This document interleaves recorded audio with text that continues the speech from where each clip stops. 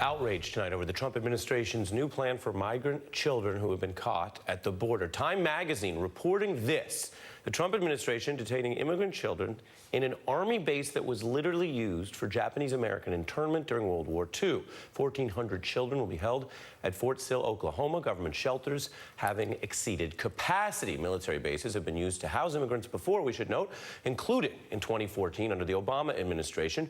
There it was a temporary measure, closed down after 4 months and without the zero-tolerance policy that has been implemented here. The U.S. detaining a record number of children from these apprehensions, all part of the crackdown. As of May, HHS says there were about 13,000 unaccompanied children in custody, the government running out of space. Now, my next guest is an actor and activist you may know, George Takei, but he brings a personal perspective on this issue. He spent part of his childhood in internment camps during the war. I should mention he also has a graphic memoir about some of those experiences. They Called Us Enemy, coming out next month.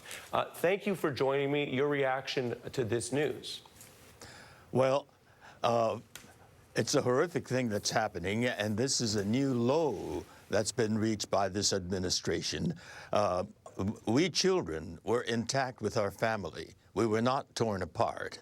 But at Fort Sill, that was not an internment camp. That was what we call the Department of Justice detention camp. Mm-hmm. Immediately after Pearl Harbor, the FBI swooped down on Japanese Americans that were considered leaders of the community and arrested and taken away. And the internment camps weren't built yet, so they used detention camps on military bases that was already there, extant, and they were imprisoned there. Who were these people? They were Japanese language school teachers, Buddhist ministers, presidents of tea ceremony societies. They were considered a threat to national security. In the meantime, the 10 official internment camps were being built in this 10 of the most desolate places in this country. In the case of our family, we were taken from our home in Los Angeles to a barbed wire prison camp in the middle of a swamp in Arkansas. So the military base camps were Department of Justice camps. And while the so-called leaders of the communities were being taken there, the internment camps were being built. And I hear you raise a few points here. I mean, one, the way the government deals with mass detention, whether it is, as you say, in what are known colloquially as the internment camps, as well as the military base use, as well as the other facilities. And I heard you raise another interesting point I'd love for you to expound on, is you mentioned that, while these experiences for most people are thought of quite negatively, I believe you mentioned a contrast that is sadly a positive, I suppose, which was you say you were with your parents and so many of these children are not. Tell us your view on that point.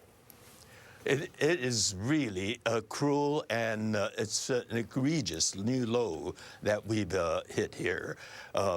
These children are taken away from their parents and taken away from the place where they were taken away from their parents and scattered all over the country in places like North Dakota, Wisconsin, New Jersey. And then when the courts ordered the administration to bring them back together, they are so incompetent that they can't find the children or the parents. And many of these children's lives, I think, have been impacted negatively for the rest of their lives. And then the other big thing I want to ask you that is admittedly a big question, but you've lived this, you've thought so much about it, is obviously there are times where governments have to do all sorts of things, so the government being a sort of a last resort.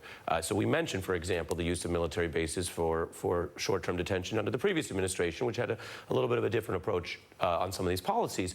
But what does it say, do you think? Is there anything we should learn or think about when a government is struggling to do mass detention? Does that in and of itself for you become a kind of a flag where we should think, wait, why are we doing it? Are we doing it the right way? Can we avoid it?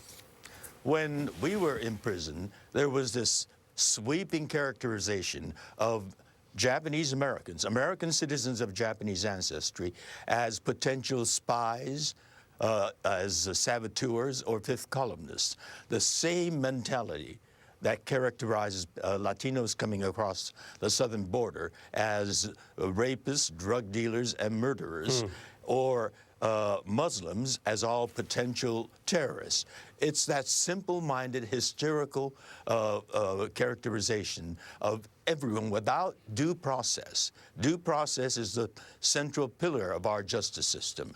But without any evidence and without charges, we're swept up simply because we look like this, or we're Latinos and subjected to the humanitarian outrage on the border, or the mass banning of Muslims simply because of their faith. It is a grotesque miscarriage of justice and a blot on American democracy. You lay it out. You lay it out starkly and eloquently.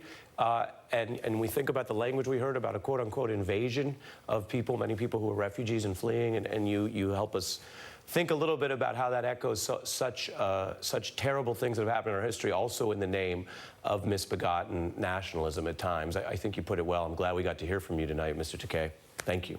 Well, thank you for having me. Absolutely. I'll mention again for viewers, the new memoir, They Called Us Enemy, will be out next month, and we will be right back.